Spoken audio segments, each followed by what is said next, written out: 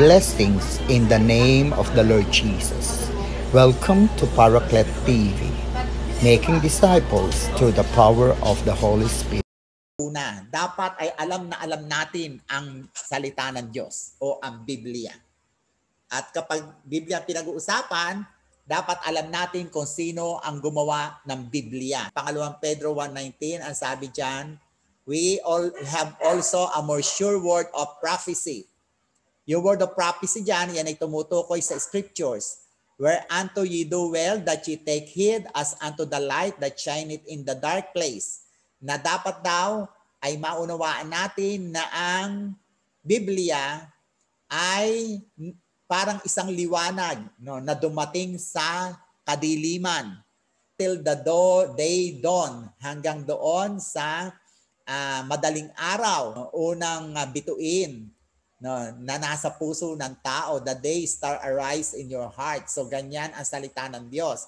Knowing this first, that no prophecy of the scripture is of any private interpretation. Na yung banal na salita ng Diyos, hindi dapat siyang ini-interpret privately. Ibig sabihin noon, ang iisa lang ang interpretasyon at pagkakaunawa sa salita ng Diyos. Hindi pwedeng ang interpretasyon ko ay iba kaysa sa inyo. No, hindi pwede na yung matatalino, iba yung interpretasyon sa Biblia. Yung mga hindi marurunong, iba din ang kanilang interpretasyon. Kaya actually, iyan ang malaking kasalanan na makikita natin sa sanlibutan. Dahil sa iba't ibang interpretasyon, dumami ang iba't ibang relihiyon. Bakit? Kasi kung ano ang sinabi noon ni Jesus, kung ano ang sinabi noon ng mga propeta, sa panahon nila, iyon din dapat ang kahulugan sa panahon natin. Bagamat maaaring bago ang kultura nila sa kultura natin, pero iisa lang ang kahulugan. For the prophecy, ang scripture o ang banal na kasulatan ay hindi dumating sa pamamagitan ng kalooban ng tao. Sino ang gumawa ng Biblia? Ang gumawa ng Biblia ay mga banal na tao, no? Holy men of God, as they were moved by the Holy Spirit. Sa pag tinanong, sino yung pinaka-author? Ang pinaka-author ng Bible ay walang iba kundi ang banal na Spirito. Pero dahil ang banal na Spirito ay Diyos, kinakailangan niyang gumamit ng tao dahil tao ang magbabasa.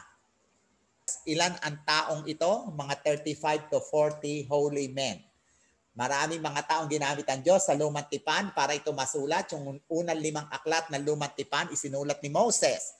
Tapos yung mga propeta nung unang panahon, sila Zacarias, sila Samuel, no, sila Daniel, ay makikita natin sila mga hari, Haring Solomon, sila Haring David, at iba't iba pa mga hari, at maging sa Bagong Tipan, mayroong doktor na si Dr. Lucas, mayroong tax collector si San Mateo, may isang napakatalinong tao si San Pablo, may isang mangingisda si Pedro, si Santiago, si Juan, mayroong mga propeta na katulad din ni John the Baptist. Sila po yung iba't ibang klase ng tao na ginamit ng Diyos, hindi magkakakilala ang marami sa kanila.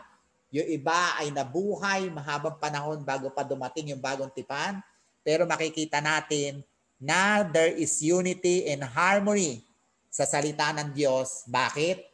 Kasi ang tunay na sumulat niyan ay walang iba kundi it is inspired by the Holy Spirit. At dahil Holy Spirit ang siyang nagmanipula para maisulat ang banal na kasulatan, hindi pwedeng magkaroon ng pagkakamali at kontradiksyon ang banal na kasulatan. So, dapat natin maunawaan dahil nga ang banal na spirito ay kumikilos sa pamamagitan ng paggamit natin ng Biblia. No, kikilos lang ang Holy Spirit ayon sa salita ng Diyos. Dapat alam natin ang salita. At katulad ni San Pablo, hindi siya nahihiya na ibahagi ang salita ng Diyos. Bakit daw? Dahil ito ang kapangyarihan ng Diyos, ang gospel. Yung kapangyarihan ng Diyos ay napapahayag sa pamamagitan ng ebanghelyo or gospel in English.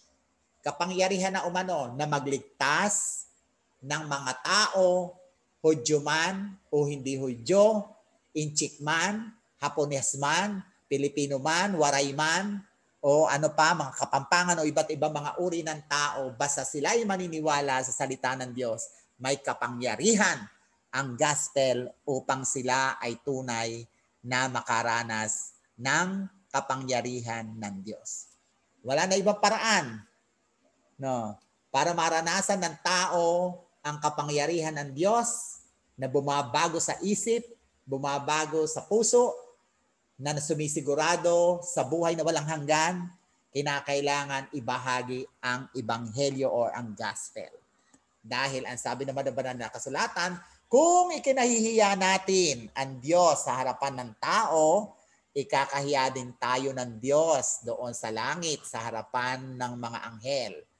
Dapat ay master equip tayo sa salita ng Diyos. Ang isa pong halimbawa na pwede natin ibigay ay noon si Pablo at si Barnabas ay nagbabahagi ng salita ng Diyos na natili sila sa Antioch. No?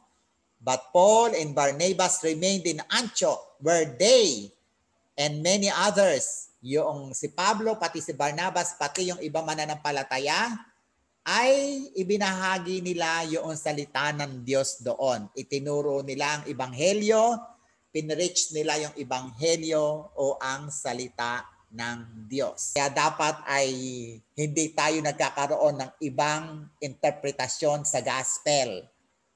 No, dahil ang gospel iisa lang. Ano po yung gospel?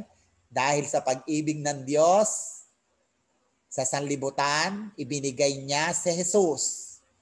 No, kaya si Jesus ang gospel. No, bakit niya ibinigay? Kasi ang tao ay makasalanan. Kailangan nila ng tagapagligtas. At para sila ay maligtas, kinakailangan na mabayaran ang kanilang kasalanan. Paano mababayaran? Kinakailangan ng pagtigis ng dugo para mahugasan ang kasalanan ng tao. Kaya si Jesus, bumaba siya at nagsakripisyo ng kanyang buhay. Ito ang gospel. Napako doon sa krus, tumigis ang kanyang dugo, nabayubay doon, at siya ay namatay.